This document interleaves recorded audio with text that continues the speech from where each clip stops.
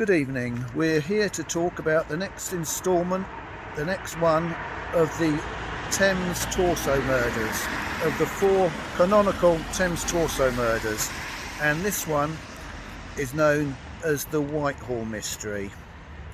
Now the Whitehall Mystery is probably the most widely discussed of all this series of Thames Torso Murders, for the reason that it occurred in the middle of the Jack the Ripper murders. It was right bang in the middle of the Jack the Ripper murders, which makes it interesting in itself. Now we're on the Pimlico. This area here is called Pimlico, on the north bank of the river. And if we look over here, where these modern flats are, say modern, they're probably built in the 60s. This was called Deal Wharf. There was a building called Deal Wharf. Next to it, a little short way down, was a distillery, and the distillery had a sluice gate that ran into the river down on the foreshore down here.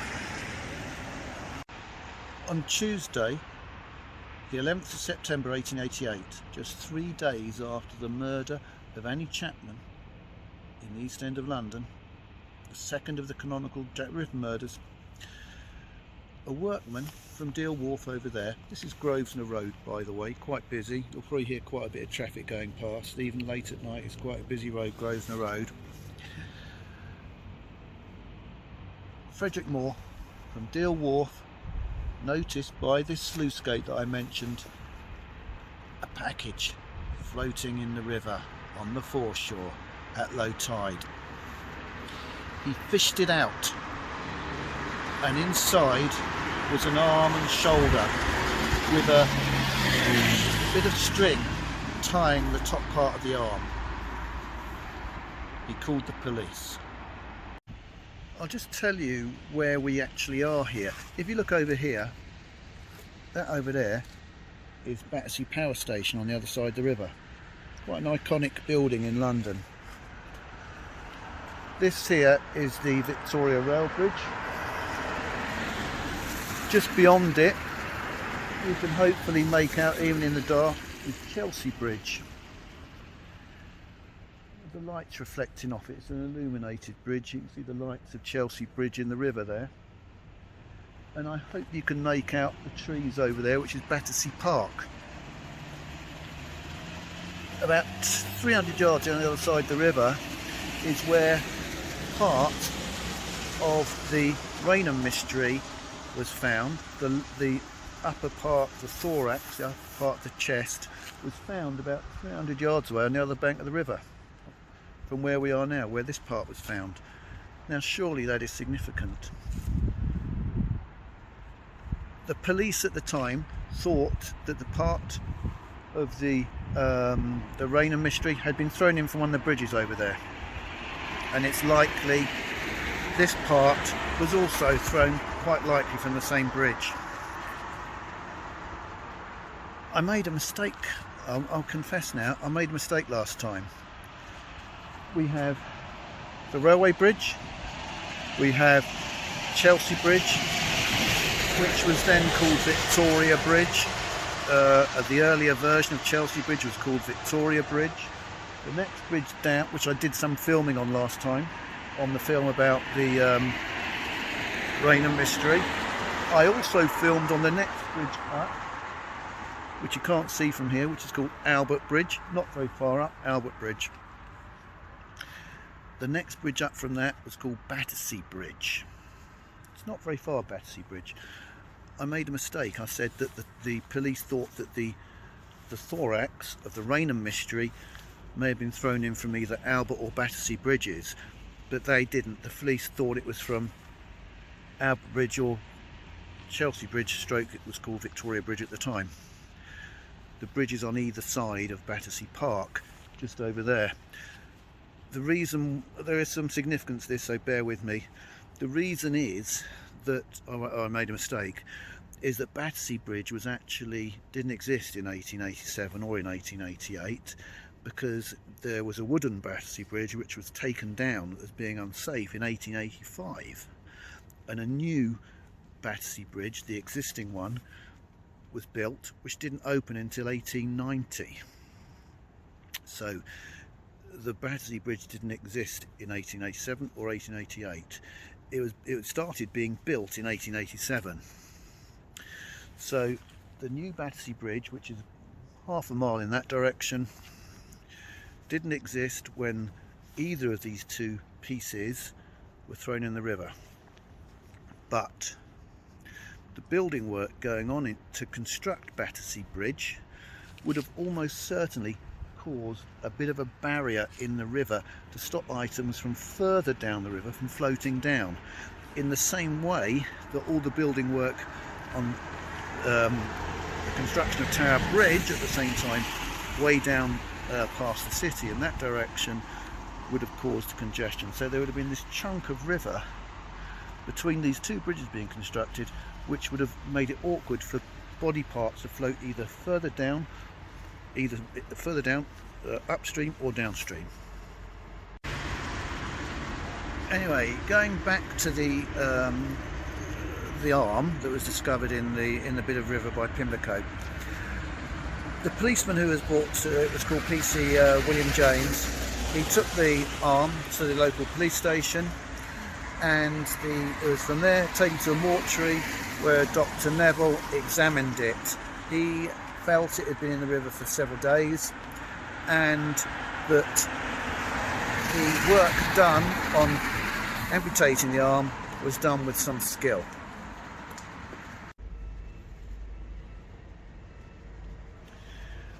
One other thing I'll mention, the piece of string that was tied around the right arm, was to stop blood flowing out. So the culprit was showing in little pieces of evidence how he had conducted this dissection and this murder.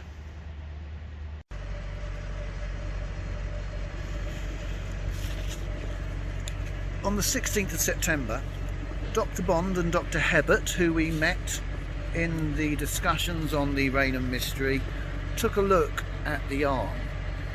They found that it had been removed by 7 careful cuts, that it belonged to a Caucasian woman in her 20s, who, judging by the dimensions of the arm, was about 5'9" tall, and they agreed that the work had been done with some considerable skill.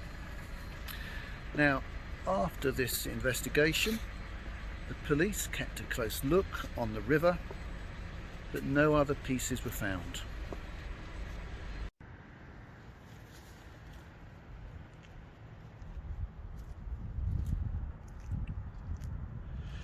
So we've moved several miles downriver from Pimlico to Whitehall, and behind me is the new Scotland Yard building. But the building we're interested in is the previous new Scotland Yard building, which is about 100 yards, 50 yards to the west of this brand new Scotland Yard building. And that is why this is called the Whitehall Mystery and not the Pimlico Mystery, because it's a much more newsworthy, much more flamboyant name. Whitehall associations with Scotland Yard than poor old Pimlico. So the Whitehall Mystery is the exception that proves the rule. For the torsos, it's not named after the place where the first part was found. So in 1888, the building we see over the road here wasn't there. It was being constructed. It was the new Scotland Yard, built because the original Scotland Yard, which was just over in that direction, wasn't big enough. The Metropolitan Police had outgrown its original headquarters at Scotland Yard, and they built this new one. It was originally going to be an opera house, but the company went bankrupt, and the Metropolitan Police took it over, and they continued the building works on site. But the lower levels, the vaults and tunnels underground, subterranean tunnels underground, had already been constructed for the opera house, and they were incorporated into the design for this Scotland Yard building. The early hours of the morning of Sunday the 30th of September was the double event, the murder of Elizabeth Stride and Catherine Eddowes by Jack the Ripper. The very next day, Monday, the 1st of October, a workman working on this new building, which none of us is here. It was very low foundations at the time.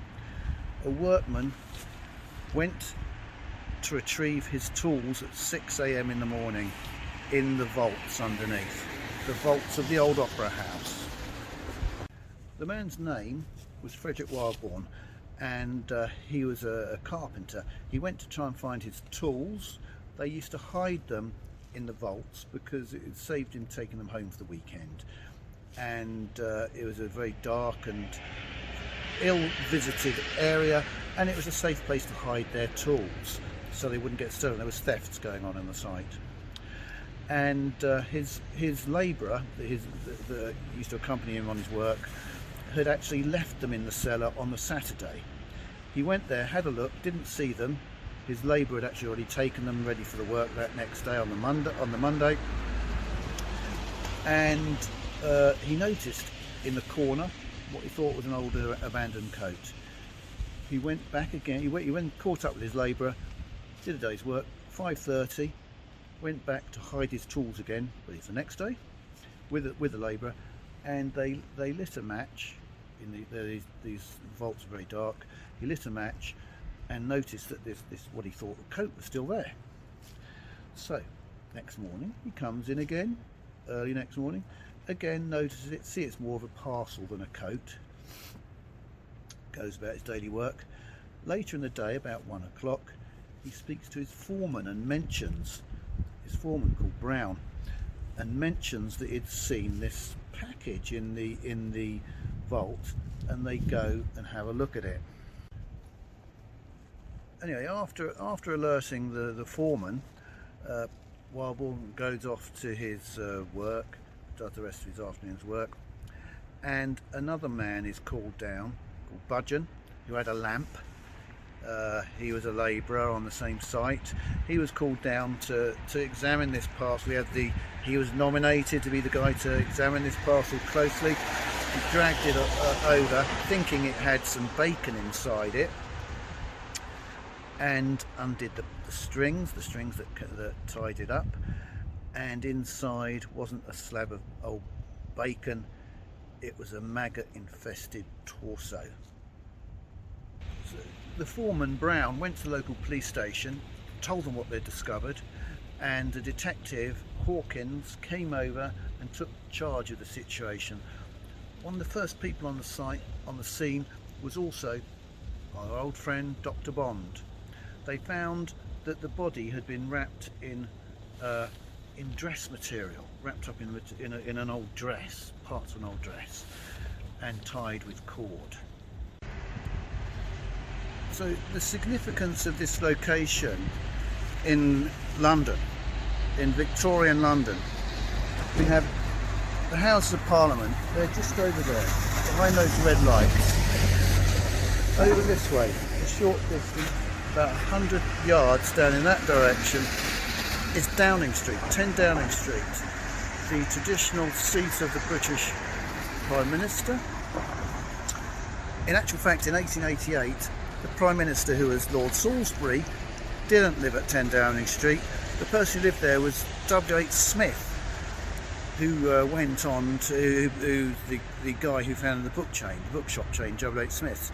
He was the first Lord of the Treasury in the Conservative government of Salisbury, and the first Lord of the Treasury is actually the person who lives at 10 Downing Street. Nearly always the Prime Minister is also the first Lord of the Treasury. Unusually, Salisbury often split the roles, and that's why he didn't live there and W.H. Smith did, but that was just down there. And over here,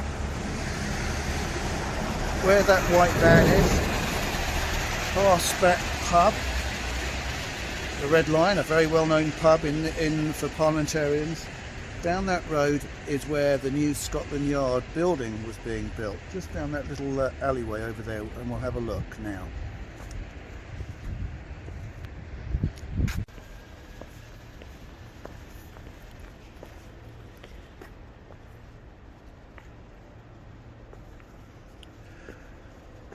This is called Cannon Row, and along here were hoardings. This building site where the Scotland Yard was being built was surrounded by wooden hoardings that were about 7 feet tall. There was one entrance on the embankment side where we were to start with. There were 2 entrances on the Cannon Row side. At the weekends, one of the Cannon Road sites, there's a fox just gone past, isn't it? One of the Cannon Road sites wasn't locked properly. The other 2 doors were locked. One of the Cannon Road sites was locked with a latch. You could open with a bit of string, and the gate was only, and the fence was only 7 feet high. It's almost certainly that the person who dumped the torso came in by Cannon Row along here somewhere. Incidentally, someone had been seen by a witness climbing over the fence here in Cannon Row on the Saturday night, the 29th. Was it that person responsible? We'll come on to that in a minute. Now, the other interesting thing is, as with all these cases, people, when this part was found, this torso, in quite shocking circumstances, a maggot-ridden torso of a woman in the foundations of the new Scotland Yard building, it caused a sensation naturally on the back of all the Jack the Ripper murders, and the Jack the Ripper had been named by now Jack the Ripper, and people were on the lookout for other body parts. In near Guildford, they thought they found some hands or feet, and that caused a sensation for a while, but it turned out that they were actually from a bear. So there we have the Houses of Parliament. We come round, we can see there we're at the entrance to Cannon Row, and behind me that led down to where we were just now. It's sort of blocked off now with all this, the gates and stuff, but this Cannon Row used to lead straight down to where I was just now. It's only a very short distance down there, and there was a theory, which is probably true, that the culprit took a cart down this alleyway, stopped off, opened the gate, the latch with the string, and dumped the torso in the foundations of Scotland Yard. On Monday the 8th of October, the inquest opened under the coroner, called John Troutbeck. The jury first inspected the torso remains at the mortuary at Millbank Street, while Bourne and the other witnesses recounted what they'd seen and did. Frederick Moore, the discoverer of the arm at Pimlico, did the same, because they combined the arm discovery with the torso discovery at the inquest. Dr. Bond, testified that the body was that of a woman of about 25 years of age. She had no uterus, and she had been dead for about 6 weeks. The time of death would have been late August, and the arm definitely matched the body. Dr. Hebbert, also testified mainly about the arm. An Inspector Marshall appeared for the police, and he said that the string that wrapped the body was sash cord, which sash cord from a window, which is a slightly interesting detail. He also Marshall claimed that the police had thoroughly searched the rest of the vault and found nothing. That will be of some significance shortly, that claim. A workman called Edge testified that the body hadn't been there on the Saturday, which is contrary to Bond's opinion regarding the amount of staining from decomposition material on the wall where that bit of body had been found, which suggested that it had been there much longer. It's one of these minor mysteries associated with the case. Anyway, after that, this session of the inquest adjourned. Now, on the 17th of October, quite a long, over 2 weeks after the discovery of the torso in the foundations of just down here. A journalist with a number of workers from the site got what they called a Spitzbergen Terrier, a small dog that was good at sniffing out things, took that dog into the same site, the same vault, and within moments it uncovered more body parts. Under 6 inches of soil they found the left leg cut above the knee, very neatly cut above the knee, through the joint, not through the joint, and very close by, under 12 inches of soil, they found the left arm.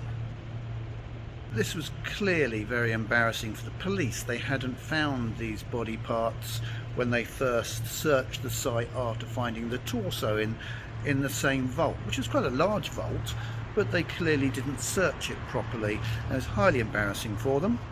But it's also, it has to be said, slightly strange that this journalist knew to take his dog to almost exactly the right place to find the thing, and then they found it virtually straight away.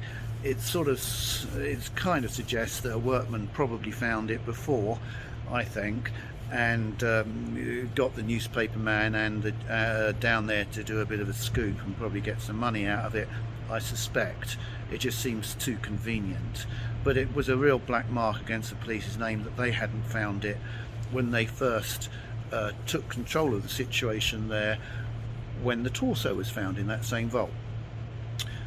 Dr. Bond also came to the scene. He looked at where the pieces had been in the ground, and by the decomposition of the flesh and how it had merged into the soil, he determined that these pieces had probably been there for about 6 weeks. And he had another look at the wall where the earlier bit of torso was found, and there was decomposition fluid in the wall there, and he thought that had been there for that sort of length of time as well, which puts this murder, when the body parts were placed in Scotland Yard, in the foundations of the new Scotland Yard building, probably at the end of August, perhaps beginning of September, end of August, beginning of September.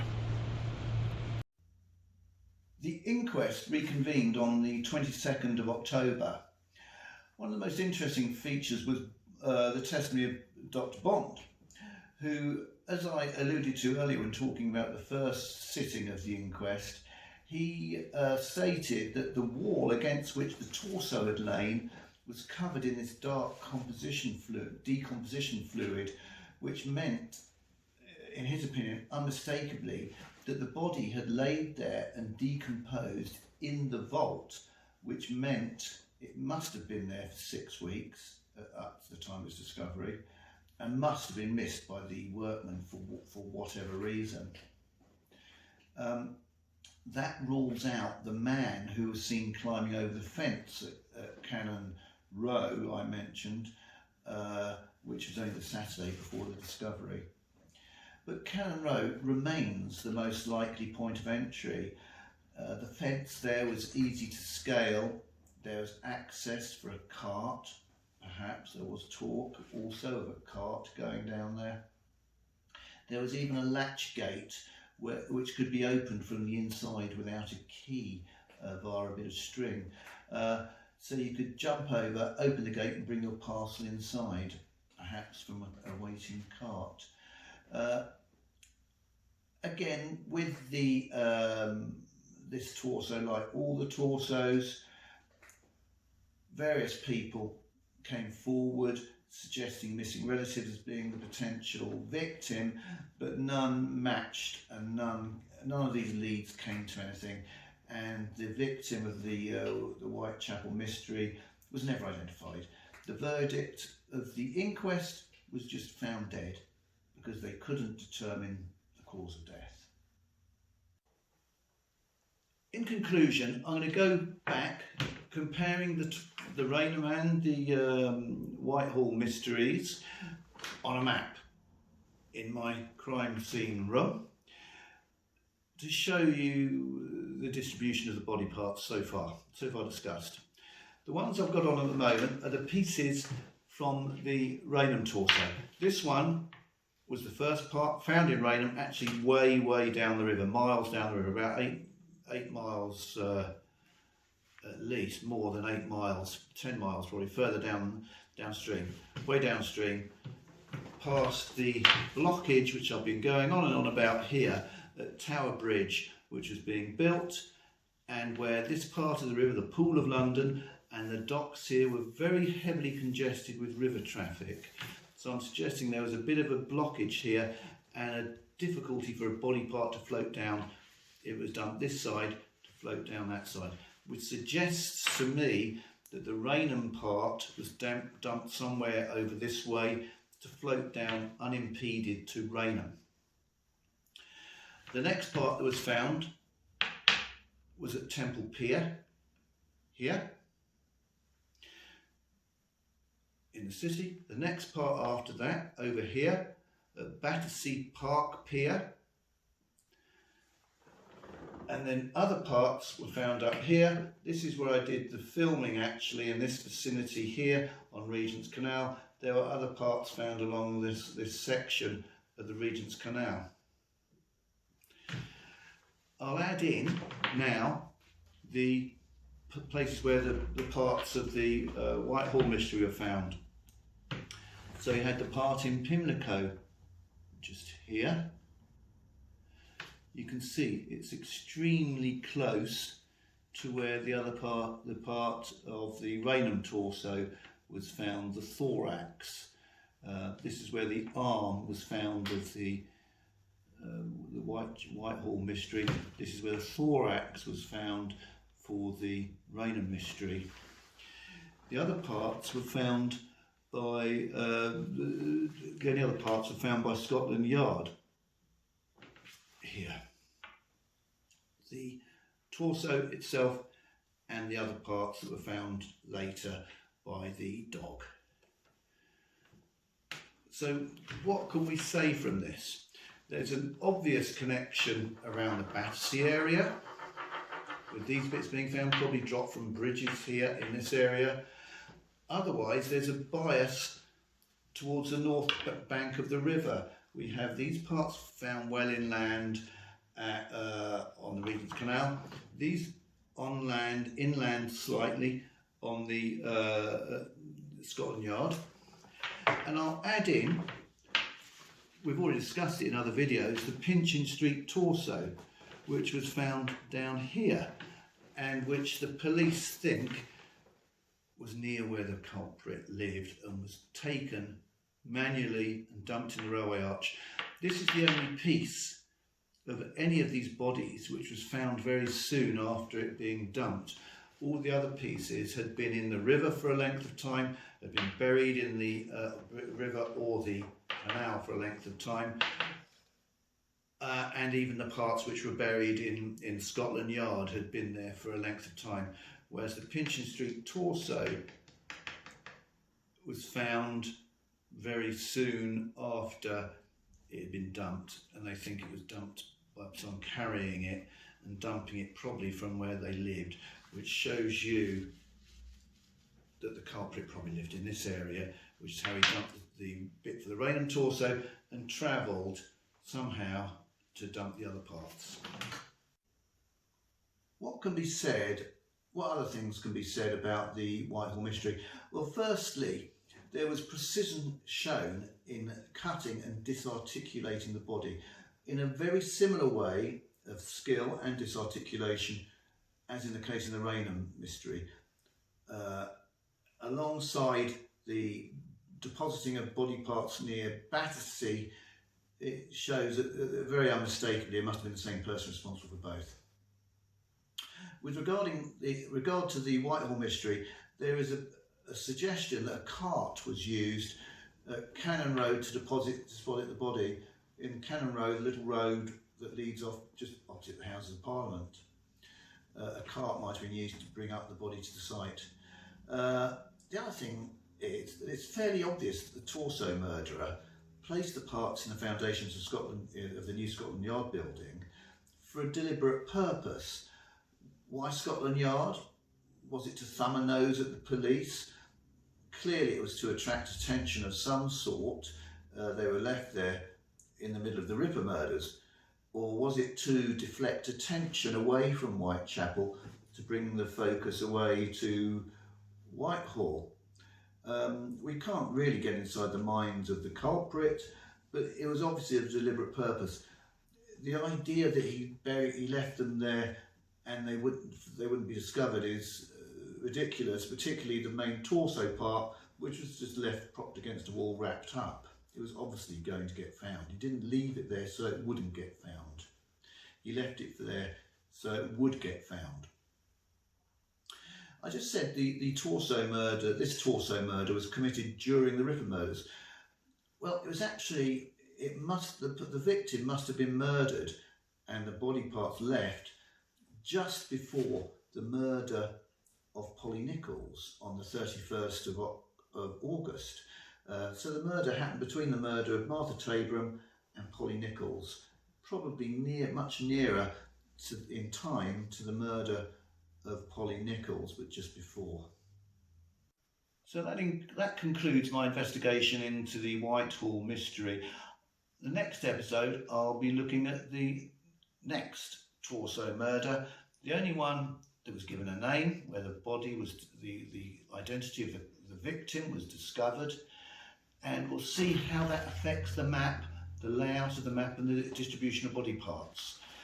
Anyway, look out for it. Please subscribe and share. Thank you for watching.